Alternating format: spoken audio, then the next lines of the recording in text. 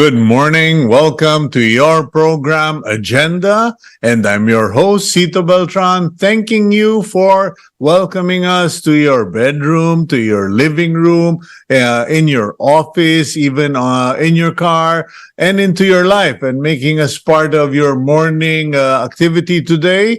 It's June 26, 2023. It's a Monday and it's slightly cloudy, overcast here in Barrio Capitolio, Pasig. And just as a point of clarification for our friends, I am not retired. I have been active for forever. Okay, some people think I've retired in Lipa, Batangas when they see the garden setting. Anyway, we travel to both places, and I do hope all of you have had a restful weekend, and I do hope that you are looking forward to a lot of plans for this week. I'm definitely looking forward to spending time with our daughter who will be vacationing. Okay, now today, our topic or our agenda for today is very interesting for all Filipinos.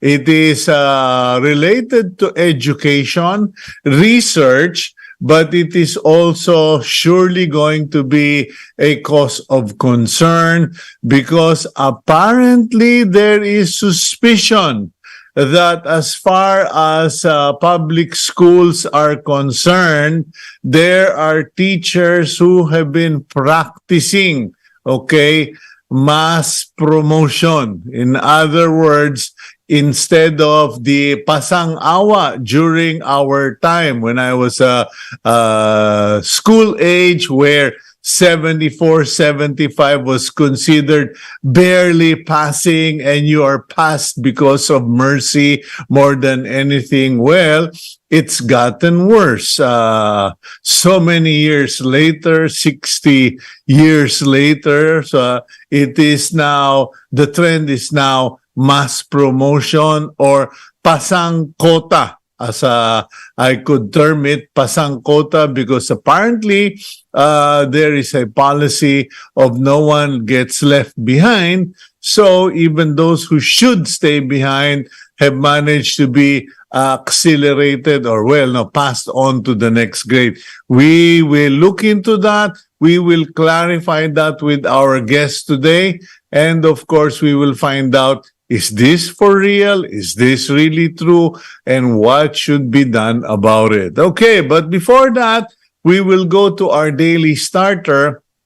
And before I read it, I just want to set the tone for it. If you read my column today in the Philippine Star, the headline of my column is Future-Proof Your Families, okay? And it has to do with many men who are the sole breadwinner, but does not allow the wife to work, or has not prepared or allowed their sons, daughters especially, to become enabled in terms of business and financial independence.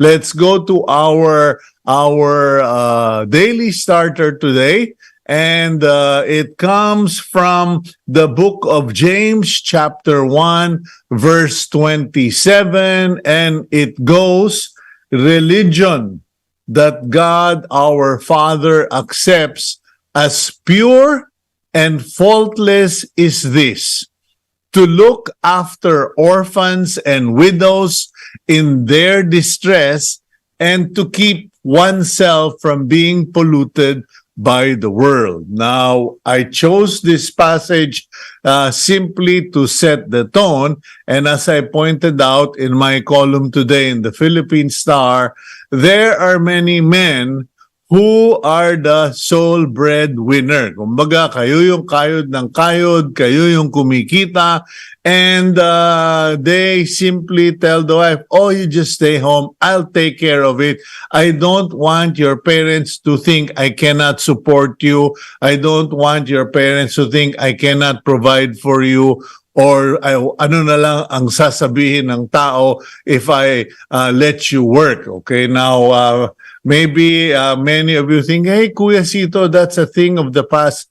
No, I just came from a wake last Saturday, and once again, I found a widow who will have to fend for herself and her son because all along it was the husband who made the living. There's nothing wrong with that, except that most men die sooner than the spouse and than the wife. And the truth be told, there are more and more men who are dying at age 45, 50, 55. I have buried quite a few men who are my friends and younger than me. Okay, so the sad part is their wife, their daughter, their son, their children are left behind and they're in financial stress. They have to start from zero.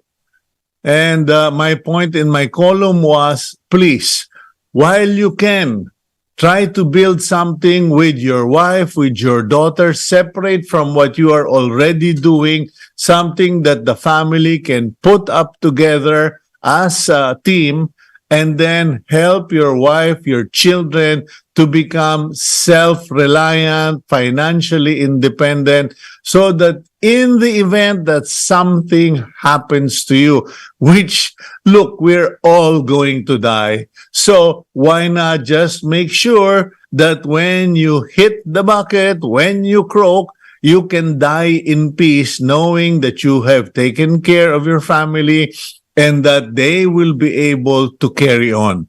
That is the point for Daily Starter today. Better have a family meeting and discuss this, because if you die, when you die, you will die, and your family does not know how to earn a living, has been depending on you alone. I said in my column, that is the worst betrayal, when you did not raise them to rely on themselves. Okay, let's go to the front page of the Philippine Star.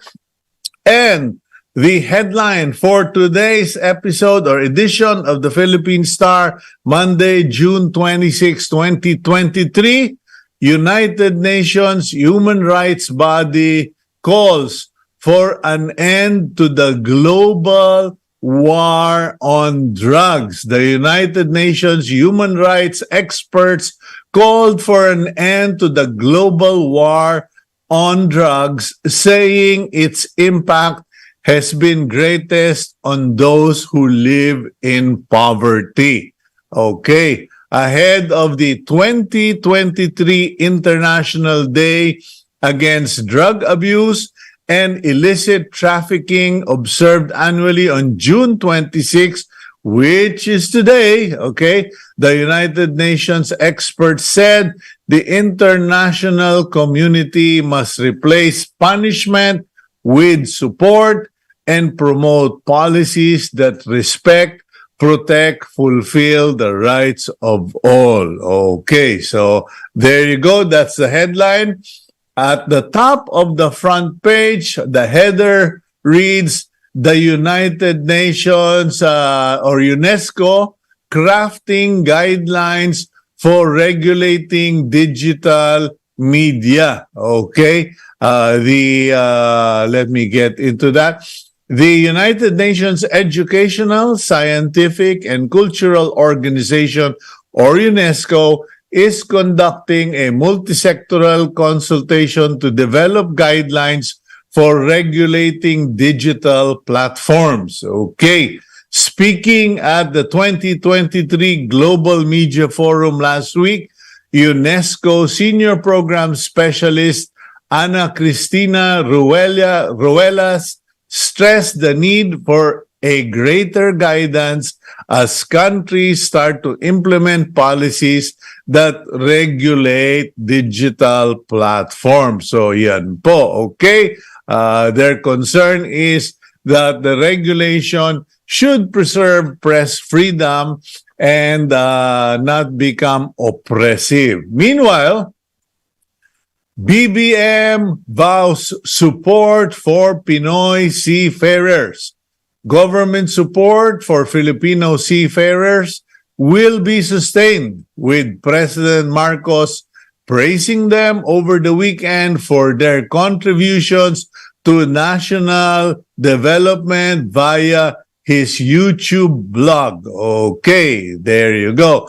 And the big photo of the front page of the Philippine Star shows President Marcos watching the military freefall capability demonstration and simulation exercises during the 61st founding anniversary of the Special Forces Regiment of the Philippine Army at Fort Magsaysay in Palayan City, Nueva Ecija yesterday. Yun po, there's a BBM, and if you're wondering what his name tag is saying, it says Ferdinand R. Marcos Jr., Commander-in-Chief. Na-curious ako, so binlow up ko. In-enlarge ko yung image. Anyway, below that photo, we have the story, Coco to scrutinize tampered Maharlika bill. Senate Minority Leader Aquilino Coco Pimentel III is determined to scrutinize any changes made to the provisions of the Maharlika Investment Fund or MIF bill, which now requires only the signature of President Marcos to become law. Coco Pimentel asserts that any such alterations warrant legal action. Ayun po. Meanwhile, President Rodrigo Duterte to Marcos, keep up good work. Okay.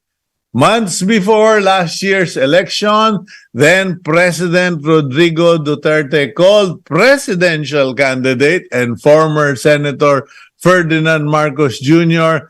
a spoiled and weak leader. But in a reunion with former officials and supporters yesterday, Duterte described President Marcos' first year in office as good. The governance is good, quote, and there is no disorder. We are at peace almost, and you have to credit it to the president, to the present administration. What we are seeing during this time is very good. Ayan po.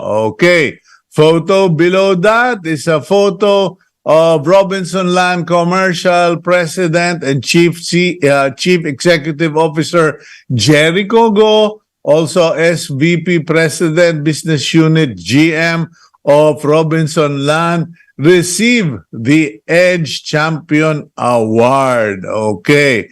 Now, last three stories. Lowest price of rice. Okay. Pinakamurang presyo ng bigas. Now, 40 pesos a kilo. Okay, aray ko. A rice watchdog. Hindi po ito bawaw. Okay. A group that monitors the price of rice has reported that the lowest price of rice is currently 40 pesos per kilo, far from the 20 pesos per kilo that President Marcos promised last year's election. No offense meant, pero naniwala naman kayo. You know, there are promises and there are gimmicks, okay? Meanwhile, LPA may develop into typhoon, a low-pressure area monitored outside the Philippine area of responsibility is expected to enter and may develop into a typhoon, according to Pag-asa. But the weather specialist Grace Castañeda said the State Bureau does not expect the LPA to have a direct effect on any parts of the country. Ano lang, magiging kulimlim, uulan, but walang masakit na tama. Last but not the least, Putin revolt force, okay? Putin survives revolt but forced to cut deal. Okay, many of us may have not been aware of this, okay? But the story goes, the leader of the Russian mercenary group Wagner has agreed to go into exile in Belarus. Exile as in he went home. Okay. The Kremlin said after Russian President Vladimir Putin was forced to accept an amnesty deal to halt a mutiny. The agreement appears to end the immediate threat that Yevgeny Prigozhin's private army could storm Moscow, but analysts said Wagner's revolt had exposed a fragility in Putin's rule. In other words, for those of you who are wondering, Putin has been staging a war against Ukraine. He called in on the Wagner Group to help him, and then the Wagner Group found themselves isolated, lacking in support, armament, and ammunition, and they got so angry, they said, punta na lang kaya tayo sa Moscow, mag-shopping tayo sa Moscow. And that created a problem for Putin. Okay, so that's all the news that's on the front page of the Philippine Star. And may I invite you to please read my column today in the Philippine Star, especially if you are a father, a husband, the sole breadwinner. Think about the points I raised, because I am dearly concerned about people leaving their wife and daughters and children helpless financially because they died. Okay, let's now go to the main topic for today. Let's roll out the Betamax. Gab, please. Basic education students are not learning, but only merely progressing. This is what the Philippine Business for Education said in their 2023 State of Education report. PBEd linked this to the practice of teachers promoting students who did not meet learning competencies. While mass promotion is not an official policy, PBEd said this has been culturally and administratively ingrained in the country's public education system. The group also previously raised alarm over the quality of teachers we have in the country. How should the Department of Education deal with these perennial issues? Let's discuss this on today's agenda. Diane Fajardo is the Deputy Executive Director of Philippine Business for Education, an education advocacy group led by some of the country's top business leaders. Prior to this, Fajardo worked at the United Nations Environment Program as a research consultant. Fajardo obtained her master's degree in public policy from Lee Kuan Yew School of Public Policy in Singapore. Okay, big time ang guest natin. Lee Kuan Yew University graduate, UN specialist. Ladies and gentlemen, hindi ko kaya yon. Nosebleed ako sa mga qualifications ni Diane. Diane, welcome back to the program. Good morning po, Sir Cito. Okay, Diane, just so that our viewers know where we're coming from, who you are or who you represent, could you tell us a little about PBEd? What is the, give us a more substantial background on PBEd. Yeah. Thank you, sir. So, PBEd is a non-stock, non-profit organization. So, basically, NGO po kami that was established back in 2006 by the country's top CEOs who were concerned of the declining quality of education here in the country, which also affects the quality of life of the Filipinos and at the same time, our economic development. So, kaya po tinatag yung PBEd kasi we want to gather the voice of the industry, of the business sector, to lobby for policy changes. So you are working directly with representatives of the business sectors because as it has been said so many times, the quality of education that a country provides determines the quality of workers, employees, businessmen, women, and leaders of a country. Yes. So they have skin in the game. They will, one way or the other, be impacted if the quality of education is good or bad. Yes, sir. Okay, Tama po. now, as far as these researchers are concerned, because we live in a time when a group, even independent as the group may be, comes out with a research or a statement that is not so complimentary or so positive, you guys or people are labeled nakukulayan, literally. You are ano bang sawag nila, nakukulayan ng pula. Okay, so as far as PBEd is concerned, what is the basis of this research or these statements? Yeah. So we went around the country po, no? Baguio, Iloilo, CDO, and previously Cebu, NCR, and we validated it with experts. We talked to parents, teachers, students, and then also academic professionals. So over 300 participants of our roundtable discussions all over the country validated na meron nga pong mass promotion na nangyayari. Yung mass promotion, it means na the students are passing or being promoted to the next level, but they don't necessarily have the competencies needed in that previous level. Okay, but then how did this start? Did somebody in the business sector or did the business community say, "Oh, PBEd, can you please study this? Kasi nagtataka kami why are our employees or workers in the factories coming across as no read or write or limited capacity?" What triggered this study or this roundtable discussions? So it was triggered by the Educational Commission on Education too. So we have a parallel effort called Citizens EDCOM. Kasi po, di ba, in July 2022, the EDCOM 2 law lapsed.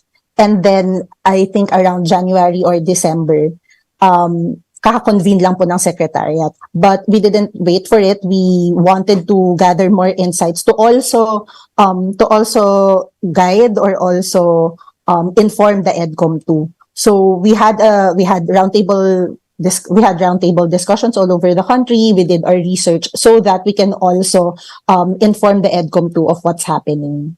So this was more like a survey or feeling or finding out what's happening on the ground. Kasi I'm used to research that are targeted.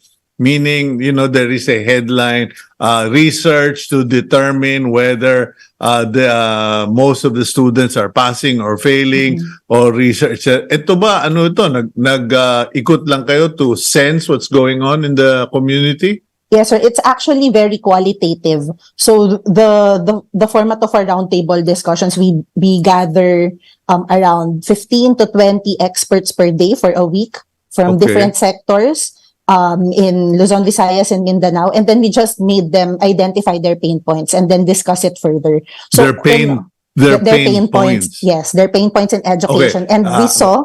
Relax ka lang, Diane. Relax ka lang. Na-excite ako, sir. Kalma ka lang.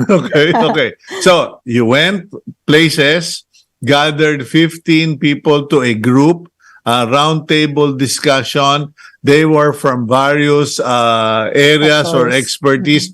Normally, who were these people?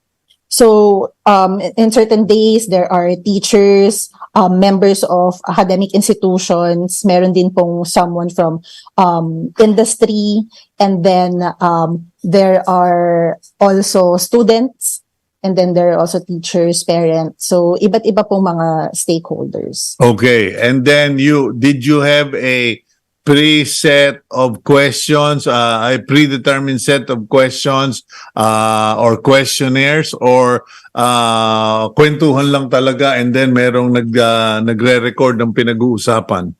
Kwentuhan and then mostly facilitation. We based it on but the structure of the kwentuhan, there are general themes like education governance, teacher quality, spending per student, government industry academe collaboration, very very broad topics on education, and then from there we gathered their pain points o kung san sa tingin po nila nagkakaroon ng problema sa edukasyon at kung bakit tayo kulelat sa mga international assessments at bakit nagiging ganito yung quality ng ating workforce. So dun po lumabas, sabi ng mga teachers na kasi may mass promotion and they said na they don't want to do it kasi wala din silang choice. Kasi administratively ingrained na. Yeah, can you explain that? Because, nung panahon namin, Diane, nasalba ako ng pasang-awa. You needed to reach 74, 75, and you will pass mercifully. You did not pass gracefully, you passed mercifully to the next grade kasi naka 75 ka naman, nothing to brag about. But now you're using the word mass promotion or advancement based on a policy. Actually, sir, according to DepEd Central, there's no such thing as there's no mass promotion policy. Walang directive daw from them. But when we go to the on ground sa mga teachers, sinasabi nila mismo na they're citing kasi first they think that it's connected with their promotion, with their bonus, and then sa mga and then sometimes or most of the time the principals are asking them na sige ipasa mo na kasi maapektuhan yung school ranking natin because I think in their ranking the net enrollment rate is also being monitored, and if meron pong hindi pumasa, bababa yung net enrollment rate in the next year. Okay, so there are systems or metrics in place. May mga sukatan which determines the ranking of a particular school. Then there are metrics or sukatan which determines how quick a teacher gets to promoted from basic teacher's assistant, teacher 1, teacher 2, etc. And then the number of students who pass or fail also affects whether they get a bonus, their quarterly or 14, 15-month bonus or kung ano mang bonus binibigay. Yun po ang sabi ng mga teachers na they think that it's connected. But when we ask DepEd Central, and I think other media outlets also asked them, they said na there's no such thing. Wala pong ganong policy. So I think there should be a clarification from DepEd Central na okay, here are the policies related to promotion, bonuses, school rankings, etc. And dapat isa-isahin or magkaroon talaga ng honest to goodness na usapan yung DepEd Central or the regions together with the teachers kasi hindi may mistranslation po ng policy. And actually speaking of policy, there may sinasabi po yung mga teachers na kasi no child left behind.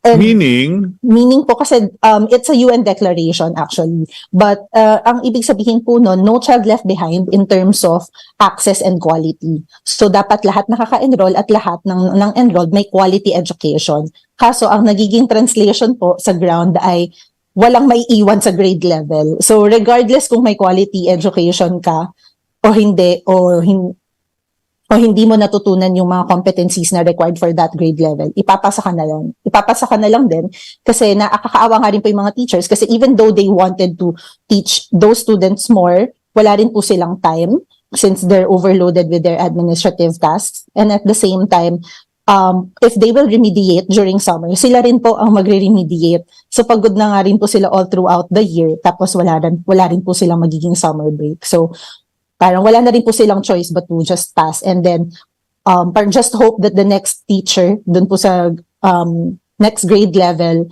will be able to to teach that kid. Yun nga lang po nagko-compound, and nakita na po natin sa ating current workforce ngayon, sa ating mga fresh grads, na nahihirapan sila makakuha ng trabaho kasi they don't have the literacy or numeracy skills that they should have, and at the same time the soft skills. Okay, first of all, kung puro pasa kahit na dapat lagpak, okay? If we keep promoting them to the next grade level, even if they did not meet the requirements, at some point it will compound, as you said, and it will, the student will simply be non-functional. Baga no, wala, hindi mo naman natutunan lahat, pinromote ka, pinasa ka ng pinasa. Then, has it reached the point where, 2 or 3 grades above, the teacher who has to catch all of this, they're now complaining na, hello, pinasa nila, they passed them, and now we have to deal with the mess that they created. Yes, sir. Yun po yung reklamo ng mga teachers din na nakausap namin, na paano ko sila tuturuan ng algebra kung addition or subtraction hindi pa sila marunong.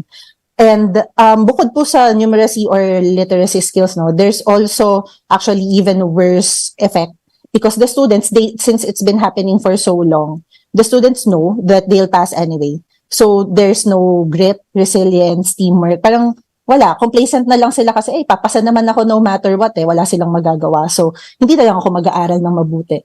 So I actually effect ng mass I production. actually know that, Diane. Ladies and gentlemen, sometimes when I'm conducting the interviews, I pretend like I'm ignorant, or I pretend not to know the subject matter so that we can facilitate with the resource person. But to be honest, I know what Diane is talking about, because I have literally met students in the grade school, mga grade 8 na yata or 10, and they show up in the farm in Lipa, and I say, what are you doing here? You're supposed to be in school. Ay, hindi sir, hindi na ako pumapasok. And then 2 weeks later, sasabihin sa akin, they'll tell me, oh, I'm back in school because pinagalitan ko. And they're going back in school. And I was saying to myself, how on earth can a student go to school, drop out for 2 weeks, go back to school, and they all say, and then may online naman kasi, sir, ganito ganon, mabait yung teacher. So that's what's happening. Kids don't feel pressure, at risk, or threatened that being absent or being a non-performer will get them kicked out of school.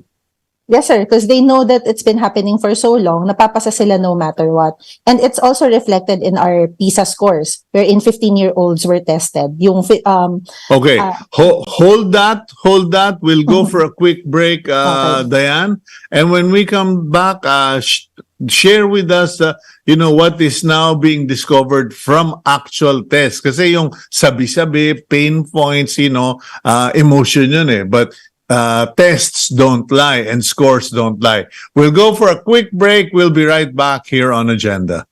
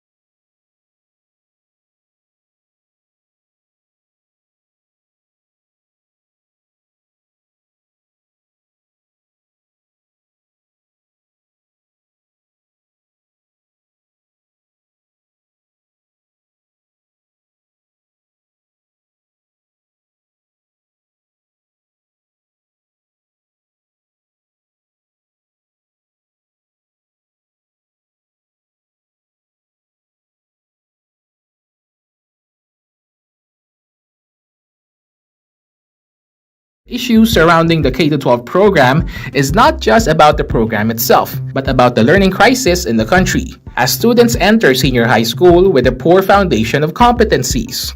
Filipino families also have the so-called diploma mentality, where a 4-year college degree is preferred over finishing senior high school. A good number of companies are open to hiring K-12 graduates, but many young individuals still choose to pursue a college degree. This goes hand in hand with the study conducted by the Philippine Institute for Development Studies, which showed that only over 20% of senior high school graduates enter the workforce. Some recruiters have also observed that senior high school graduates have the skills to join the labor workforce, but some are lacking in job-seeking skills, such as resume writing and doing interviews. Let's discuss the K-12 program on today's agenda. Okay, in fairness, ako rin hirapan ako sa resume writing Yung pa kaya nga pinasa ng pinasa. Anyway, let's carry on with our show today. And Diane, you were about to share with us a certain test or metrics that you did. Could you please continue? Yeah, so yung PISA po, it's an international large scale assessment. It means so dun po sa PISA, it's conducted by OECD, no.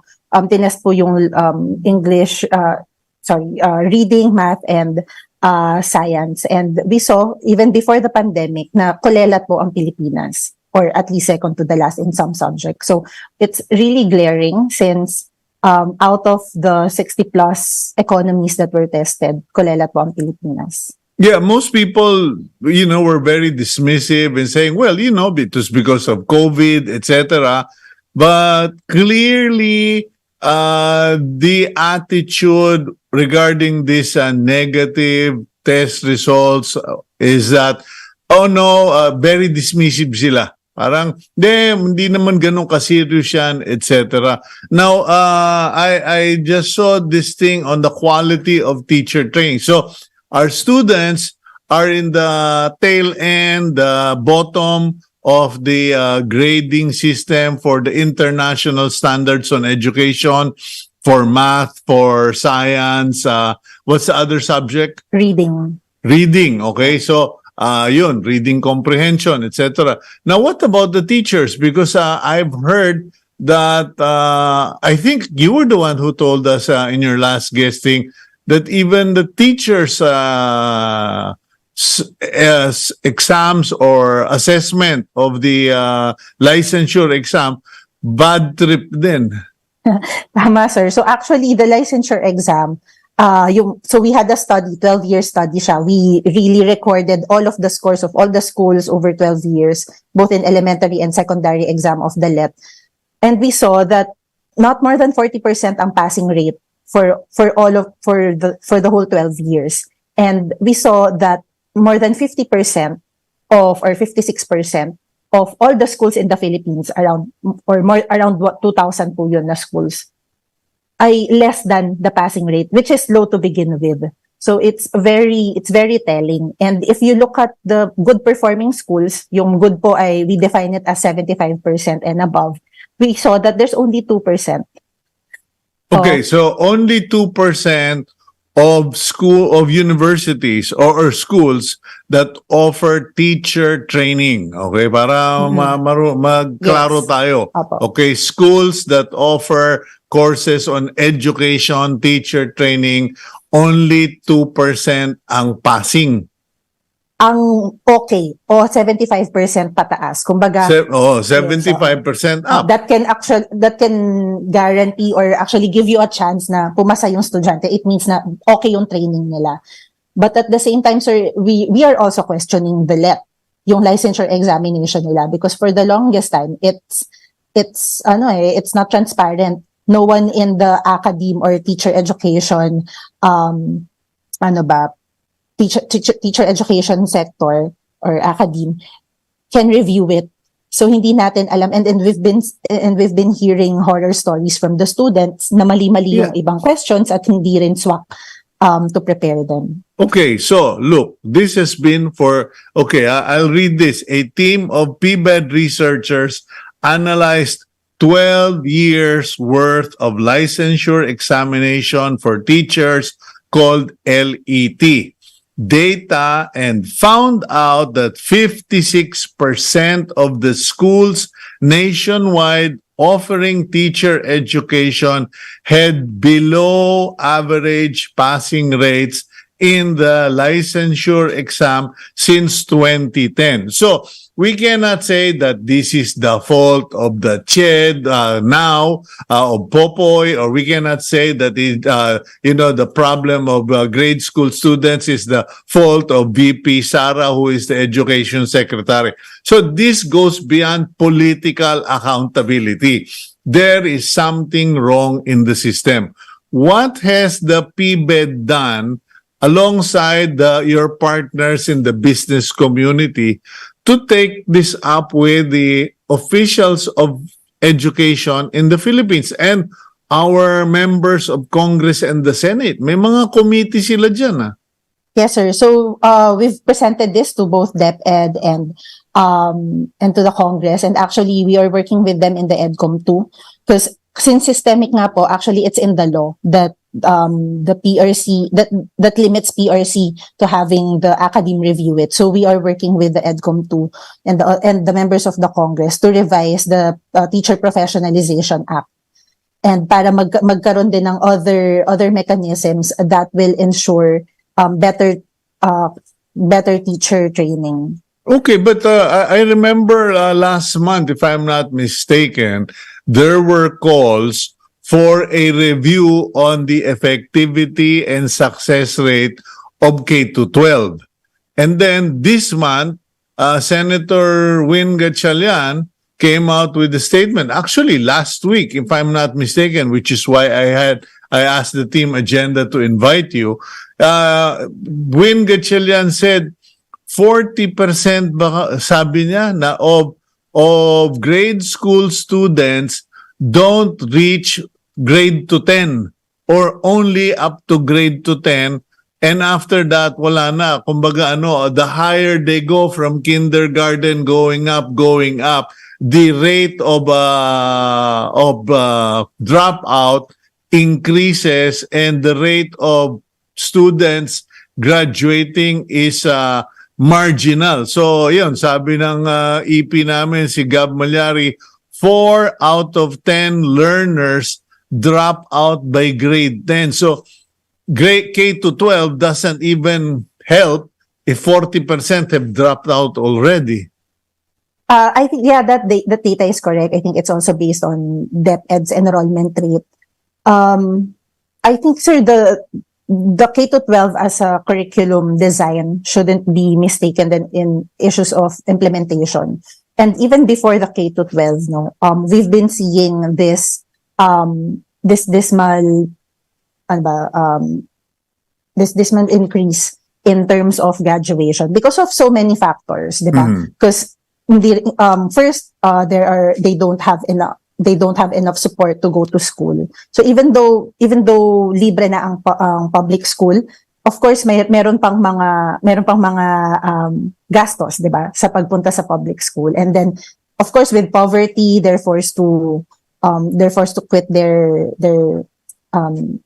classes and then magtrabaho na lang without being skilled, 'di ba, or having the necessary competencies. So while the Department of Education is reviewing, or I think they already reviewed and they're just waiting for comments from the stakeholders. They reviewed K-10, the curriculum. Tapos I think this year they will review 11 to 12. But it's more on the design. But I think mas kailangan pa po natin pagtibayin yung implementasyon, not just by DepEd but also with the support of local government in ensuring that these students are graduating basic education.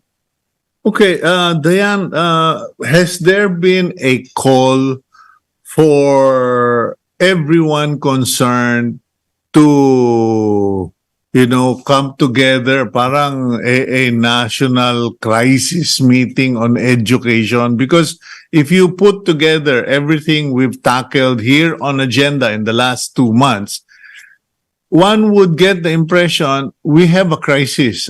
It began with a crisis of nutrition. Businessmen, private sector, NGOs were saying that many students are malnourished, and because they're malnourished, their ability to learn is compromised. We dug further, and we had the head of the Philippine Dental Association I think, on community matters. He said, Doc Ryan, if I'm not mistaken, he said, well, that's most students don't have their teeth anymore. They're not complete. A lot of the infants don't have teeth or have infections, so they can't even eat. So they're just drinking milk or soup and soft rice, etc. So it's a chain. Yung sirang ipin, hindi makakain, and then they're poor, so hindi kumakain ng maayos, and then they can't learn. So now you go to school, poor learning ability, so people are just being now mass promoted by teachers who are questionable in terms of whether they pass or fail the LET. What is the state? Lahat ba ng teacher ngayon nakapasa naman ng LET? Because, in the Department of Health, they're already desperate. They're considering allowing nurses who did not pass the licensure to practice. What is the situation in education? Yeah, for DepEd, definitely they're let passers. But at the same time, if we go to the ground, no, kahit po let passers sila, there are still some problems in the classroom. So overloaded sila, and at the same time, sometimes since there are some schools that didn't prepare them well, hindi rin sila prepared to teach in the classroom. So even though let passers sila, there are still in-service trainings that they need to do. Yun nga lang po, overloaded sila with other administrative work.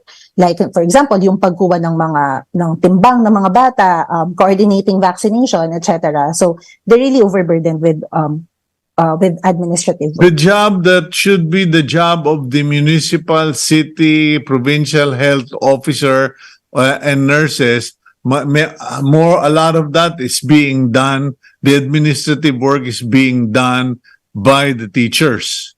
Yes, sir. Because actually, a lot of laws and other policies from the other departments that concerns our kids, palaging napupunta sa teachers yung data gathering. Pati yung eleksyon napupunta sa teacher. Yes. Pati yung cleaning of the school before, during, after the election, during the visit of the mayor, during the visit of the congressman.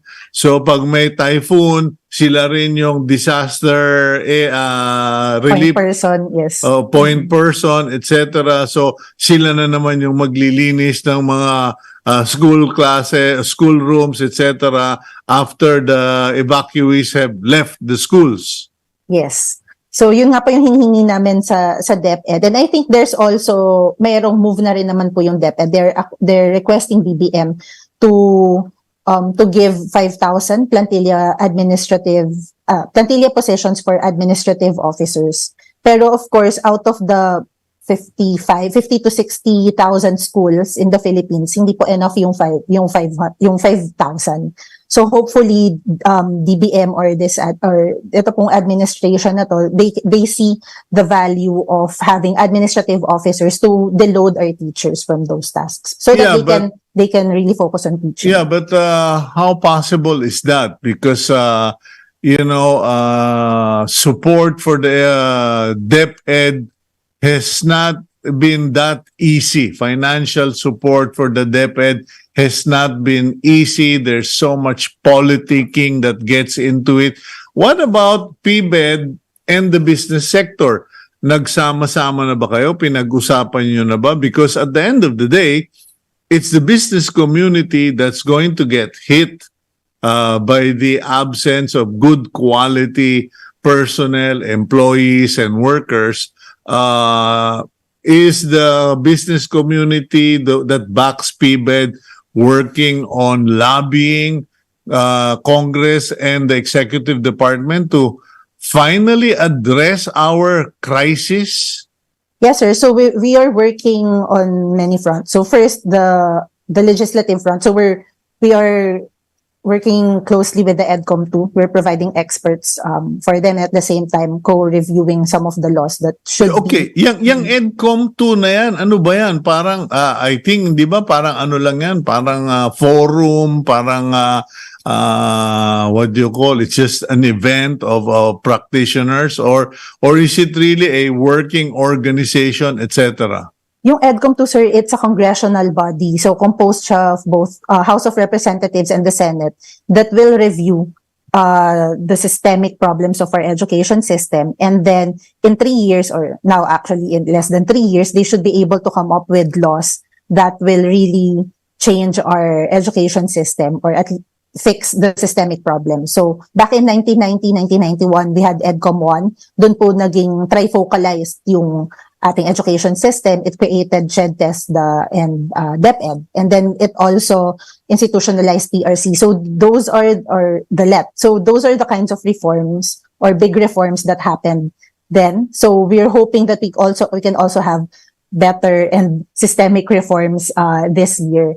That's for the legislative. And then on the executive naman, we're also working with DepEd for example, in improving their database. So we are about to hire consultants para po yung EBIS, yung Enhanced Basic Education Information System na ginagamit ng ating teachers will be better, faster, so that they'll have an easier time in recording those data at mas accessible po for them.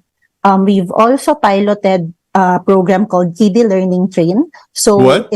Kiddie Learning Train. So Okay. it's a remediation program for early graders. So we piloted it in Cebu, around 1,000 beneficiaries. We gave them tablets, and then we provided gamified offline applications na para ka lang naglalaro but you're actually learning math and literacy. And we saw that, especially for grade 1 students na laggards, we saw 122% increase in their reading skill. So it's really promising, and now we are trying it out with other LGUs. So tama nga po kayo, sir, sana magkaroon ng bigger call for all sectors of education, not just DepEd, CHED-TESDA, but also for LGUs, and together with the business industry, that we can adopt certain measures or certain programs that can also help our teachers remediate. Kasi wala na nga silang time to remediate. So hopefully, we can use technology and at the same time volunteers to remediate our Who's on the front line of all of this? With EDCOM 2, for instance, who are the members of Congress and the Senate who are actively participating? Because I'm kind of wondering, how can congressmen or congresswomen sustain the activity if they have to be elected every 3 years? Sino ba yung mga nakaupo sa EDCOM 2? So sa House of Representatives po, it's co-chaired by Congressman Roman Romulo and Congressman Mark Go. And then in the Senate po, it's with Senator Gatchalian. Actually madami po mga members. Pero but yung mga with Senator Gatchalian, Senator Sonny Angara, Senator Pia Cayetano. Yan po.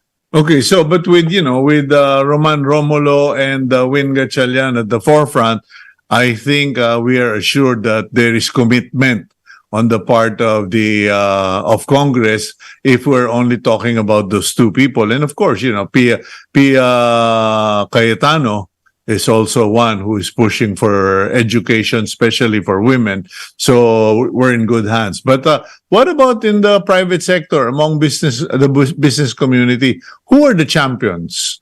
So we have advisors. So actually our president, Cito Salazar, is one of the advisors of the EDCOM 2. We also have Lito Tayag, former president of Accenture, and so aside from the business sector, we also have academe, CSO. So iba't iba po yung composition. Yung map ba, are you tied up or in coordination with the Management Association of the Philippines? I think they're the one who made the public call for for government to address the nutritional deficiency or malnutrition? Yes, sir. Actually, Sir Chito Salazar is also part of MAP. Okay. So, well, I think we have brought out the findings, the problems. Ultimately, you're relying on EDCOM 2 and all the other stakeholder engagement. Anything else you'd like to bring to the attention of the public? I think, sir, our last words is that so mass promotion has been happening for at least 30 years, according to former DepEd Secretary Edelberto de Jesus. And we know that it's been affecting our workforce. But I think we should also be fair with our teachers and also help them remediate and assess our students. So we need more volunteers from the private sector, but at the same time support from the government to really to also help the teachers, help our children. So we can tap technology, we can tap volunteers, but I think at the end of the day, it's really empowering our teachers to do better assessments and remediation so that our students will have the competencies that they need for a better shot at life. Okay, well, thank you very much, Ms. Diane Fajardo, Deputy Executive Director of the Philippine Business for Education, or PBEd.